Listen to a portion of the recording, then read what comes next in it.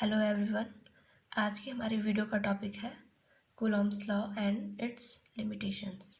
ठीक, Coulomb's law में हम फोर्स कैलकुलेट करने के लिए, यानी दो चार्जेस के बीच में आपस में जो अट्रैक्शन या रिपल्सन जो फोर्स है उसको कैलकुलेट करने के लिए कूलॉम्स लॉ यूज़ किया जाता है।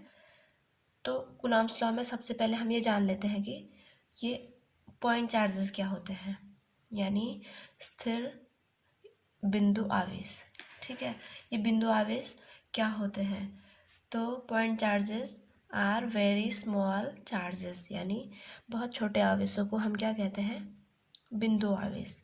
ठीक है, तो आप सबसे पहले कूलॉम्स लॉ का स्टेटमेंट हम लिख लेते हैं।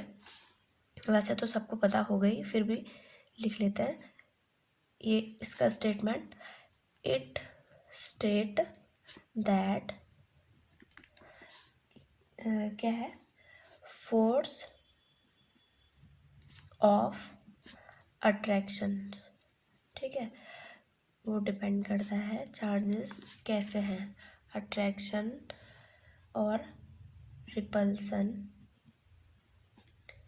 Between two point charges. Point charges मैंने आपको बता ही दिया है कि बहुत छोटे चार्जेस को कहते हैं पॉइंट चार्जेस। तो force between two point charges is directly proportional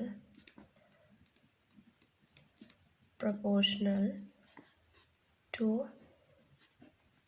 product of charges and inversely proportional to square of distance between both charges।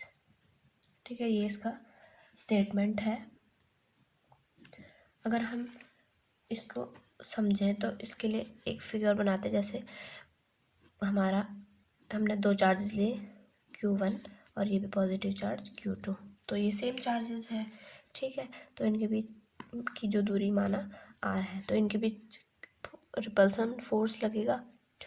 ठीक है, तो इनके फोर्स की डायरेक्शन, ये इधर को रिपल होगा और ये इधर को, यानी ये इधर को रिपल होगा, इस पर रिपल्सिव फोर्स लगेगा, तो फोर्स की डायरेक्शन इधर को और इस पर इधर को होगी।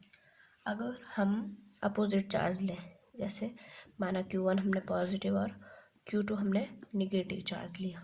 ठीक, तो माना ये दोनों R डिस्टेंस पर ही हैं, तो इन दोनों के बीच में फोर्स अट्रैक्शन फोर्स लगेगा, तो इसके फोर्स की डायरेक्शन इधर को और इसके इधर को। अब इन दोनों के बीच में फोर्स कितना लग रहा है, ठीक है, वो हम कैसे कैलकुलेट करते हैं? कूलॉम्स लॉ के अकॉर्डिंग। तो इसका पहला स्टेटमेंट क्या था? जो फोर्स है F is proportional to product of both charges, ये इसका इक्वेशन 1 मान लेते हैं। Second equation, F is inversely proportional to R square. ठीक है, यानी जो फोर्स है वो दोनों के बीच की जो दूरी है ये R इसके स्क्वायर के इन्वर्सली प्रोपोर्शनल है। ठीक, ये इक्वेशन 2। अब इक्वेशन 1 एंड 2 को हम कंबाइन कर लें तो हम लिख सकते हैं इसको, F is proportional to Q1 Q2 upon R square. ठीक है, अब अगर हम प्रोपोर्शनलिटी साइन हटा के इक्वल टू का साइन लगाएं तो हम एक कांस्टेंट लगाते हैं। ओके, सबको पता होगा Q1 and Q2 upon R square. ठीक, यहाँ पे जो K है इसको बोलते हैं डाई इलेक्ट्रिक कांस्टेंट, यानी परावैद्युतांक।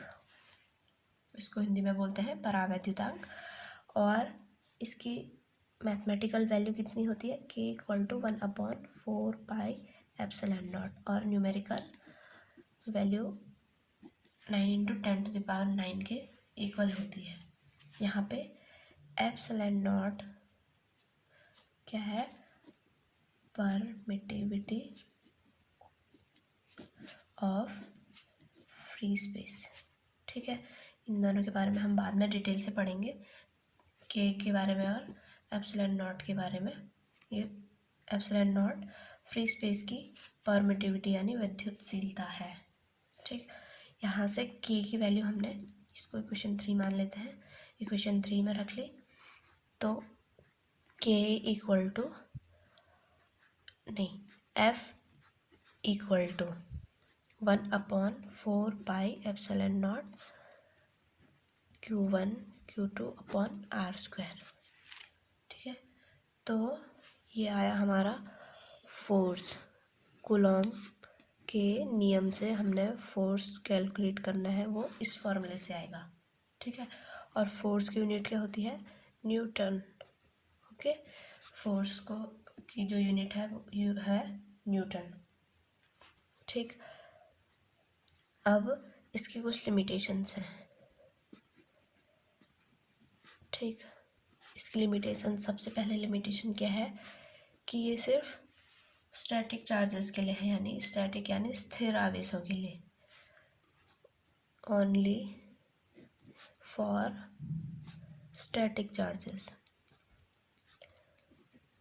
यानी ये मूविंग चार्जेस के लिए नहीं है। मूविंग यानी जो मूव कर रहे हैं, गतिमान आवेश हम कह सकते हैं। ये सिर्फ किसके लिए है, स्थिर आवेशों के लिए। ठीक, सेकेंड इसकी लिमिटेशंस क्या है, ये सिर्फ कैसे चार्जेस पे अप्लाई होगा, ओनली फॉर पॉइंट चार्जेस, यानी चार्जेस की वैल्यू बहुत स्मॉल होनी चाहिए, पॉइंट चार्जेस। ठीक है, थर्ड इसकी लिमिटेशन है सेपरेशन बिटवीन टू चार्जेस।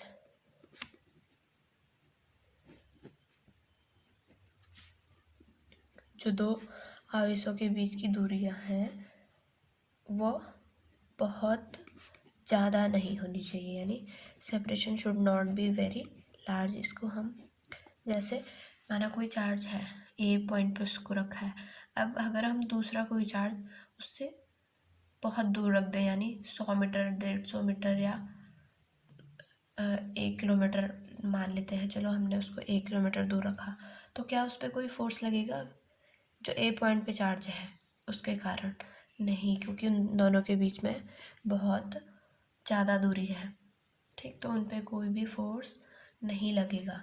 तो इसका मतलब कूलॉम्स लॉ जो है वो वेरी स्मॉल डिस्टेंस के लिए अप्लाई होगा। ठीक, दो चार्जेस के बीच में जो बहुत छोटी डिस्टेंस होगी तब कूलॉम्स लॉ अप्लाई होगा।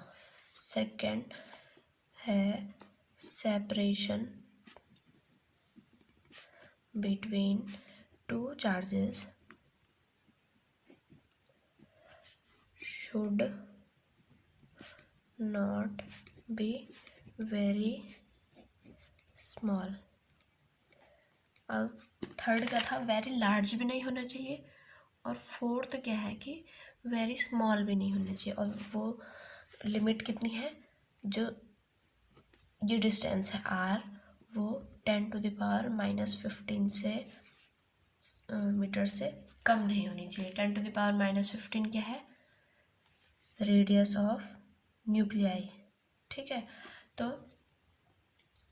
अगर ये डिस्टेंस रेडियस ऑफ न्यूक्लियाई से कम हो गया, यानी जो चार्जेस हैं वो न्यूक्लियस के अंदर है, तो वहाँ पे इलेक्ट्रोस्टैटिक फोर्स काम नहीं करता है न्यूक्लियस के अंदर। वहाँ पे कौन से फोर्स काम करते हैं, स्ट्रॉन्ग फोर्सेस। ठीक है, तो हम अभी इलेक्ट्रोस्टैटिक्स फोर्सेस की बात कर रहे हैं। वहाँ न्यूक्लियस के अंदर सिर्फ और सिर्फ स्ट्रॉन्ग फोर्सेस काम करते हैं, तो वहाँ ये कूलॉम्स लॉ एप्लीकेबल नहीं होगा।